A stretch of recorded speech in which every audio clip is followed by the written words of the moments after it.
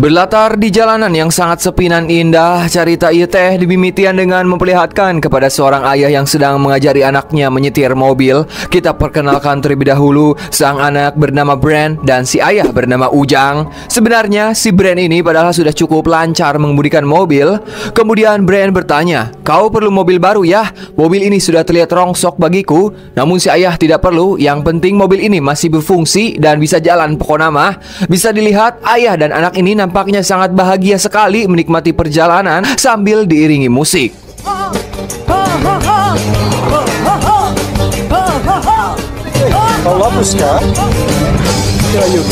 Ku menari-nari karena bahagia saat ku melihat kuda garam jaya, kuda garam jaya. Si ayah juga merasa sangat bangga kepada Brand karena skill Brand mengemudi sekarang semakin bertambah. Akan tetapi kebahagiaan itu sirna seketika di mana terdapat seorang pria yang tidak menggunakan baju dengan tubuh berlumuran darah berjalan di tengah jalan. Akibat kehadiran pria tersebut membuat Brand sangat ngorejat sehingga Brand dengan refleks membanting setirnya ke kiri yang mengakibatkan mobil mereka menabrak tangkal mahoni. Dan inilah dia film The Loved Ones.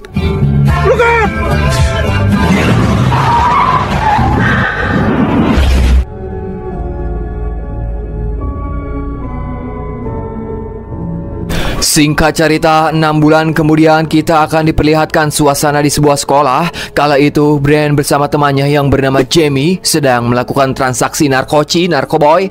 Usus punya usus. Jadi semenjak kecelakaan 6 bulan lalu, Brand mengalami depresi dan trauma karena ternyata ayah Brand meninggal pada kejadian itu. Hingga sampai sekarang Brand masih trauma dan merasa sangat bersalah karena berpikir akibat ulah dirinya lah sang ayah harus merenggut nyawa. Namun yang salahnya si Brand bukannya mendoakan almarhum sang ayah dan berusaha menjadi pribadi yang lebih baik, si Brand malah melenceng dan menjadi anak nakal yang dikit-dikit stres dan melarikan diri ke barang-barang haram. Kemudian Jamie pun mengajak seorang wanita berpenampilan rocker bernama Mia nggak pakai khalifah. Tanpa pikir panjang, Jamie pun langsung menghampiri si Mia, di mana ia akan mengajaknya pergi ke pesta malam ini. Dan pada akhirnya Mia pun mau pergi ke pesta bersama Jamie. Kemudian tak berselang lama datang seorang wanita cantik yang menghampiri Brand. Wanita itu bernama Lola. Kemudian Lola pun berkata, "Maukah kau pergi ke pesta dansa bersamaku?" Namun Brand menolak dengan alasan, "Maaf Lola, aku akan pergi bersama pacarku, yaitu si Holly." Mendengar hal tersebut, Lola pun hanya bisa terdiam dengan raut wajah yang sangat kecewa. Jadi pada malam ini diinfokan bahwa sekolah mereka akan mengadakan acara pesta. Come with Holly.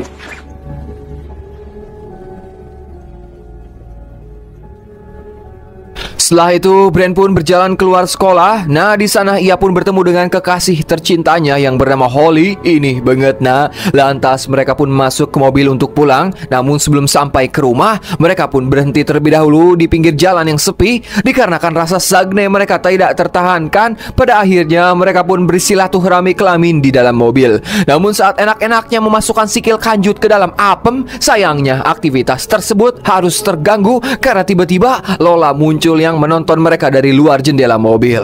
Singkat cerita nadei, sesampainya di rumah, sang ibu melarang kepada Brand untuk pergi ke pesta dengan mengendarai mobil. Ya karena ibunya juga trauma jika kecelakaan 6 bulan lalu terjadi lagi kepada sang anak sekarang. Maka dari itu ibu Brand akan memberikan uang lebih supaya Brand bisa pergi ke pesta dengan menaiki ojol. Namun Brand membantah omongan dari sang ibu karena memang dirinya tidak akan membawa mobil sebab si Holly lah yang akan menjemputnya. Lagi-lagi sang ibu kembali melarang karena Brand dan Holly sama-sama belum memiliki lisensi mengemudi atau SIM. Di sini Brand tidak mengerti apa yang dimaksud ibunya. Ia malah tersinggung dan mengira kalau ibunya secara tidak langsung menyalahkan Brand atas kematian sang ayah. Dengan rasa kecewa yang masih menggebu-gebu, lantas Brand pun pergi keluar rumah bersama anjing peliharaannya menuju tebing curam bebatuan. Akan tetapi saat dirinya memanjat tebing tersebut, dirinya hampir saja terjatuh akibat bebatuan di tebing itu merosot dan membuat tangannya terluka getihan alias berdarah. Beruntung dengan sekuat tenaga, Brand akhirnya berhasil naik ke atas tebing tersebut.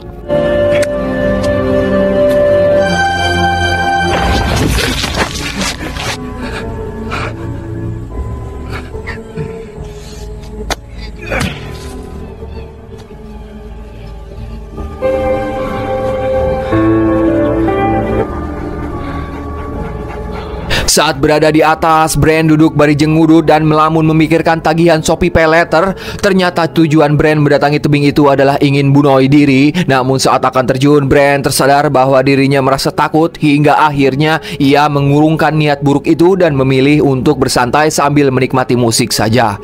Tak berselang lama, ibu Brand mencoba menghubungi, namun karena Brand sedang asik mendengarkan musik rock, akibatnya telepon dari sang ibu tidak terjawab.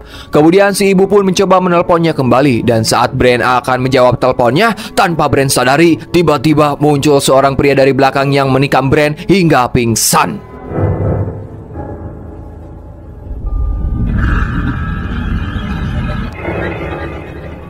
Brand?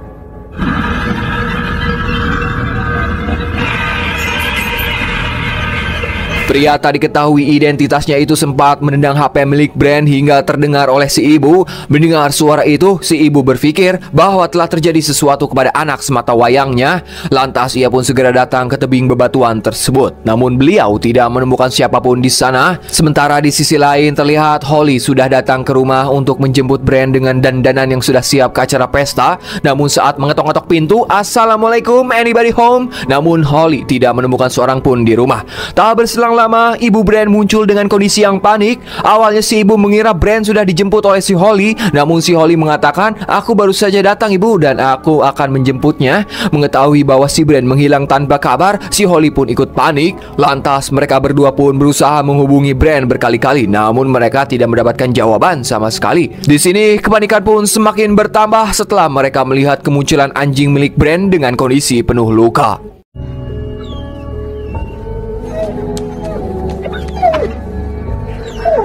Melihat anjing peliharaan Brand penuh dengan luka, Holly pun langsung menghubungi ayahnya dari Simia untuk meminta tolong membantunya mencari keberadaan Brand. Kemudian Holly pun langsung membawa anjing milik Brand ke rumah sakit hewan terdekat. Sementara di sisi lain, orang misterius yang membawa Brand sempat mampir di Labaik Chicken. Setelah beres membeli beberapa makanan, penculik itu pun mulai membawa Brand menuju rumahnya. Dan ketika sudah sampai di rumah si penculik bagong ini, ternyata si Brand telah diculik oleh ayahnya Lola yang bernama Eric. Dan semua ini atas perintah dari Lola sendiri. Entah apa maksudnya si Lola nekat membawa seorang pria ke rumahnya dengan secara paksa. Kemudian saat si Lola berada di kamar, datanglah ayahnya yang memberikan hadiah pada Lola, yaitu berupa sepasang gaun berwarna pink dan sepatu. Nantinya gaun itu akan Lola pakai di acara pesta. Namun bukan pesta yang digelar oleh sekolah, melainkan Lola dan ayahnya akan menggelar pesta kecil-kecilan di rumah mereka.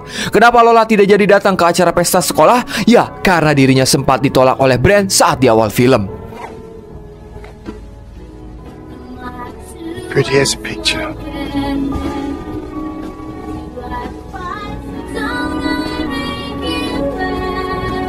Singkat cerita, ketika Brand tersadar dari pingsannya, terlihat beliau sudah dalam keadaan terikat dan sudah memakai pakaian jas lengkap dengan dasi kupu-kupu.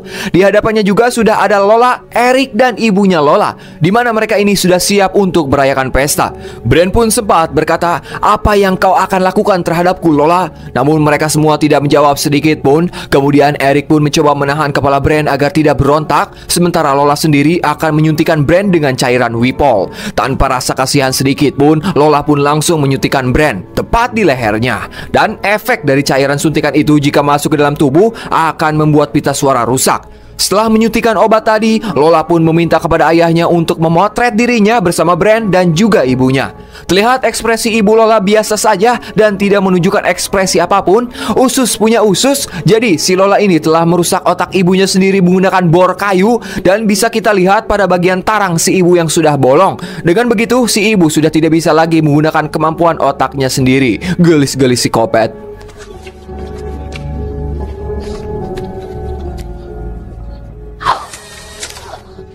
Little flash.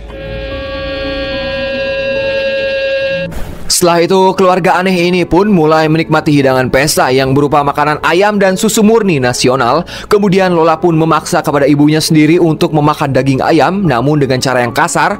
Ternyata si Lola menamai ibunya sendiri dengan sebutan bright eyes, namun diterjemahkan ke bahasa Indonesia nama mata yang cerah. Di saat yang bersamaan, diam-diam Brand juga berusaha membuka ikatannya. Setelah Lola beres memberi makan secara paksa kepada ibunya, sekarang giliran Brand yang dipaksa oleh Lola untuk memakan ayamnya. Tak hanya itu, Lola juga memaksa kepada Brand untuk menghisap jari si Lola, dan jika Brand menolak, maka Eric akan menghantam kepala Brand menggunakan palu. Pada akhirnya, Brand pun menuruti apa kahayang dari si Lola. Namun sebelum itu, Brand meminta izin kepada Lola untuk pergi ke toilet karena dirinya hayang kiih alias pengen pipis. Akan tetapi, Lola tidak mengizinkannya dan ia malah menyuruh Brand untuk pipis di dalam gelas bekas minumannya si Lola. Dan jika si Brand tidak mau mengeluarkan air pipisnya ke dalam gelas, maka si Eric akan memaku tangan Brand di kursi. Ya, dengan terpaksa hayang atau embung mau tidak mau, Brand pun harus pipis di hadapan Lola. Sudah kesal dengan kelakuan si Lola yang sangat aneh dan menganjingkan, pada kesempatan itu Brand pun langsung ngadupak alias menendang Lola hingga ngajengkang.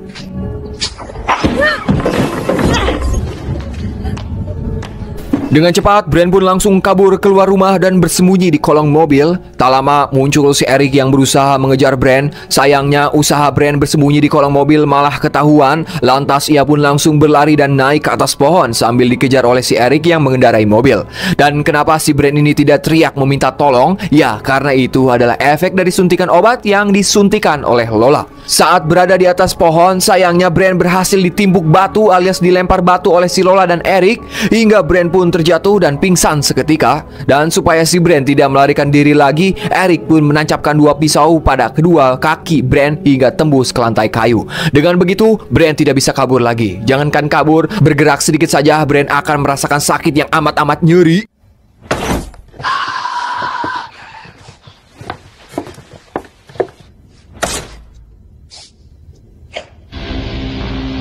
Cry.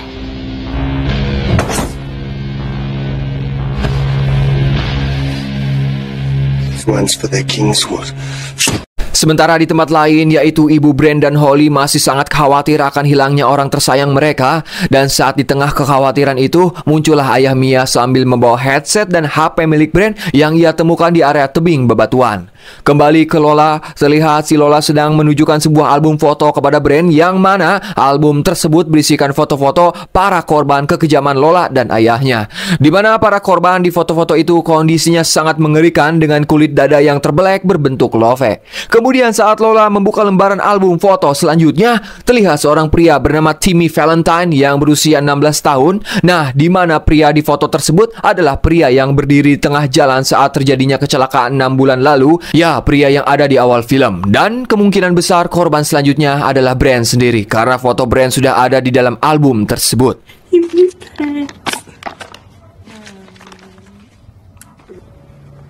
Timmy Valentine.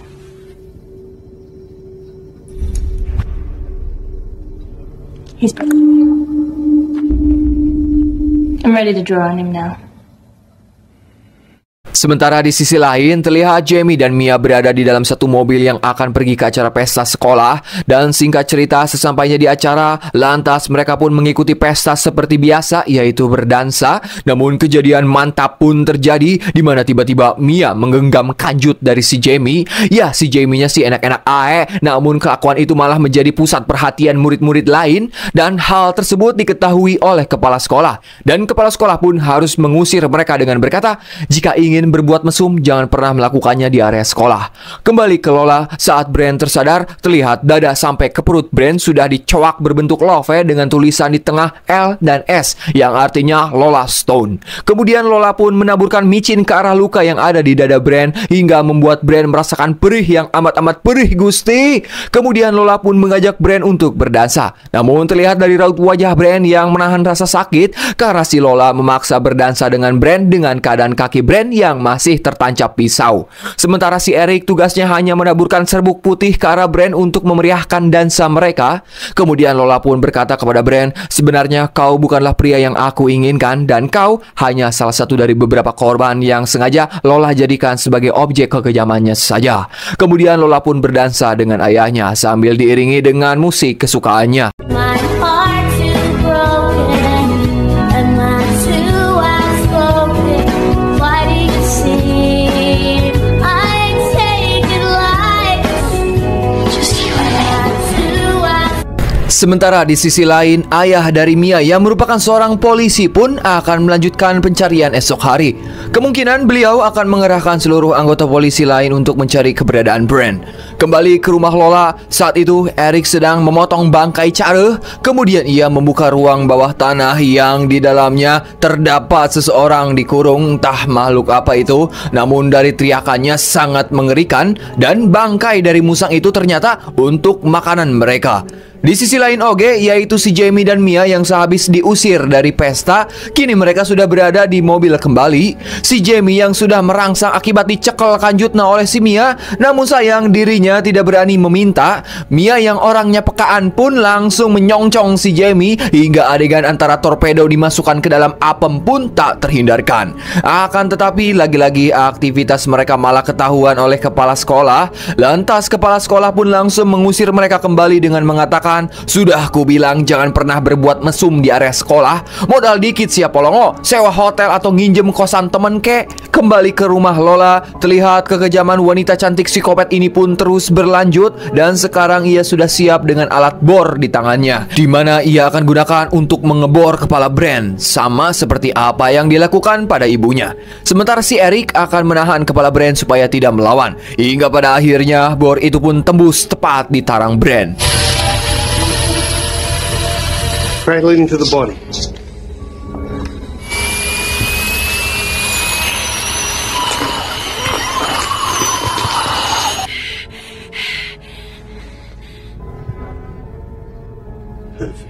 Beruntung Brand tidak tewas dan hanya lemas tak berdaya. Tak hanya sampai di situ, kekejaman Lola pun berlanjut, di mana ia akan memasukkan air panas ke dalam lubang yang habis dibor tadi. Dan pada momen ini, Brand pun kembali teringat kepada orang-orang yang ia sayangi, yaitu ibunya dan Holly. Dan seketika membuat Brand menjadi semangat hingga ia berhasil melakukan perlawanan dengan sekuat tenaga. Brand menarik pisau yang menancap di kakinya dan langsung membunuh si Eric dengan cara menusuknya bertubi-tubi. Di sini Lola juga sempat melawan, namun Brand berhasil membuatnya tikapar.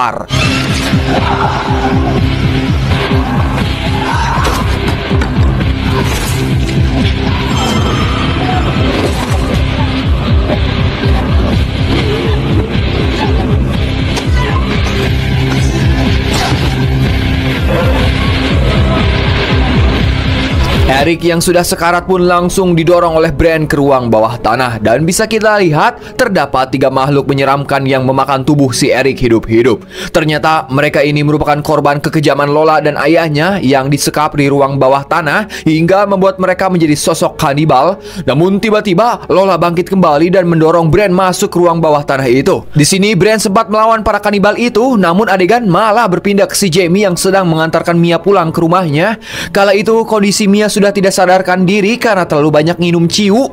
Kembali ke Brand, ternyata ia berhasil membunuh ketiga makhluk kanibal tersebut. Dan bisa kita lihat di ruangan itu juga banyak sekali tulang belulang manusia. Sementara saat Mia sedang tertidur di kasurnya, ayahnya si Mia mencoba mengecek arah kamarnya. Terlihat si Mia sedang menangis ngek-ngekan sambil mengatakan, "Kenapa aku tidak bisa menemukanmu?" Dan pada momen itu ayahnya pun teringat kembali pada seorang pria, di mana pria tersebut merupakan pacar si Mia yang juga menjadi korban kekejaman Lola dan Eric. Dan ternyata pacar si Mia itu merupakan orang yang ada di awal film, ya, yaitu Timmy Valentine. Terbukti ada foto beliau di kamarnya si Mia. Semenjak menghilangnya sang pacar membuat Mia frustasi, dan untuk melampiaskannya Mia pun mulai berpenampilan ala-ala rocker, hidung ditindik, lipstik hitam, pokoknya mah serba hitam weh penampilannya. Sementara di sisi lain, ketika Holly mau beranjak molor, dirinya pun teringat kembali saat mengantarkan Brand pulang, di mana Brand sempat memberitahu bahwa ada seorang gadis bernama Lola Stone yang mengajaknya untuk berdansa. Lantas Holly pun langsung menghubungi ayah Mia dan memberitahu mungkin sekarang Brand berada di rumah Lola.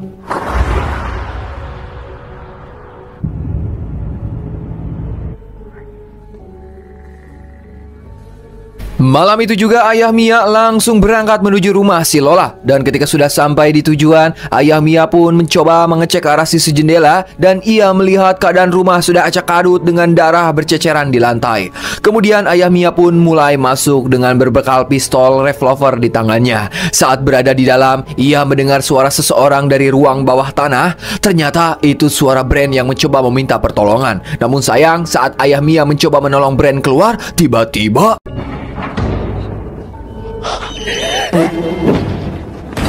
Lola pun langsung ngabacok ayah Mia hingga tewas. Melihat pistol milik ayah Mia yang terjatuh, Brian pun langsung mengambil pistolnya dan menembaknya ke arah Lola. Namun sayang si Lola berhasil menghindar dan Brian hanya menembak sebuah lampu hingga membuat peluru pistol itu habis. Tak hanya sampai di situ, kekejaman si Lola pun terus berlanjut. Di sini, Lola pun mengancam kepada Brian dengan mengatakan, "Aku akan ke rumahmu sekarang. Aku akan menusuk ibumu di leher, seperti yang kau lakukan pada ayahku. Dan kemudian, aku akan menusuk Holly di bagian jantung, sama seperti yang kau lakukan padaku." I'm going to your house now. I'm going to stab your mummy in the neck like you did to my daddy. And then I'm going to stab Holly in the heart like you did to me.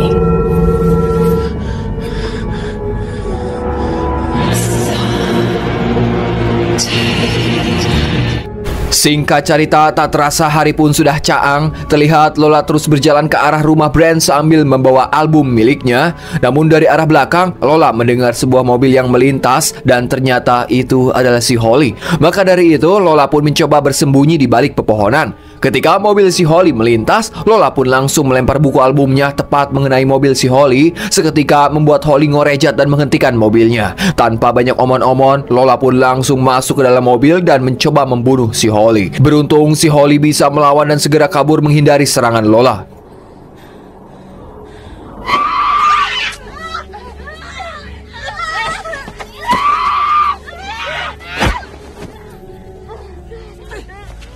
Sementara Brian sendiri terlihat dirinya berhasil menumpukan tulang belulang bekas korban si Lola dan ayahnya, di mana tulang belulang itu Brian gunakan sebagai pijakan agar ia bisa naik. Hingga pada akhirnya Brian pun berhasil keluar dan segera pergi dari sana dengan mengendarai mobil polisi milik ayah Mia. Dan saat berada di tengah perjalanan, Brian dikagetkan atas kehadiran Holly yang berlari di tengah jalan. Beruntung Brian dapat menghindarinya, namun secara tak sengaja Brian malah menabrak ke arah si Lola. Mampus! Kemudian Holly pun segera masuk ke dalam mobil. Dirinya pun dibuat terkejut yang ternyata di dalam mobil itu adalah pacarnya sendiri dengan kondisi penuh luka. Namun Holly tetap bersyukur karena Brian masih bertahan hidup. Namun kebahagiaan mereka tidak sampai di situ saja. Terlihat si Lola masih hidup yang berusaha menghampiri mereka. Tanpa pikir panjang, Brian pun langsung menabrak Lola kembali hingga benar-benar membuatnya tewas.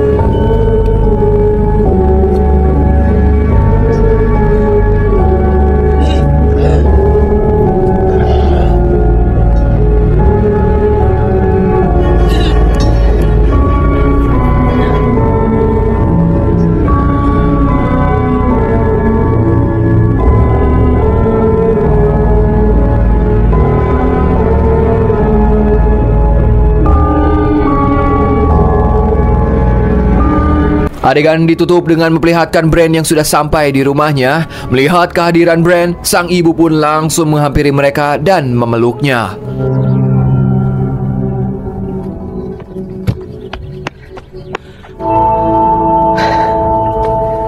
Dan film pun anggesan.